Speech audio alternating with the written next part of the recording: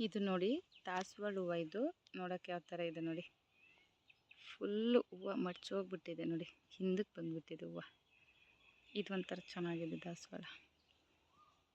ಇರಿ ಇದನ್ನು ಸೈಜ್ ಮಾಡಿ ನೋಡ್ತೀನಿ ನೋಡಿ. ಈ ಥರ ಬರುತ್ತೆ, ಡಿಫ್ರೆಂಟಾಗಿದೆ ಒಂಥರ ದಾಸವಾಳ.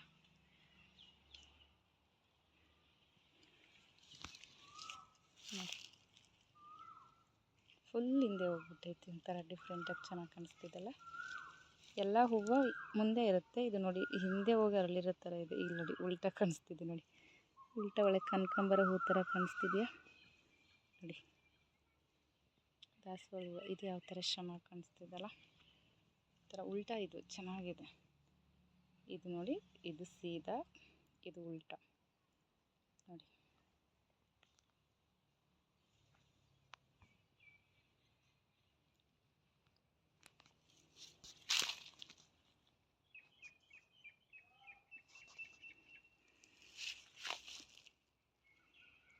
ಉಲ್ಟಾ ಒಂಥರ ಚೆನ್ನಾಗಿ ಕಾಣಿಸ್ತಿದೆಯಲ್ಲ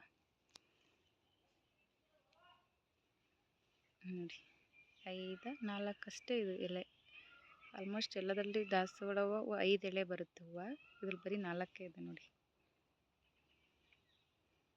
4 ಹಿಂದೆ ಫುಲ್ ಹೂವು, ಹಿಂದೆಯಿಂದ ಹೂವು ಕಾಣುತ್ತೆ ನೋಡಿ. ಇದು ನೋಡಿ, ಇಲ್ಲಿ ನೋಡಿ ಫುಲ್ ಇದೆ ನೋಡಿ. ಫುಲ್ ಬೆಂಡಾಗಿದ್ದರೆ ಹಿಂಗೆ ಕಾಣಿಸ್ತಿದೆ, ಮುಂದೆ ಈ ಥರ ಇದೆ ನೋಡಿ.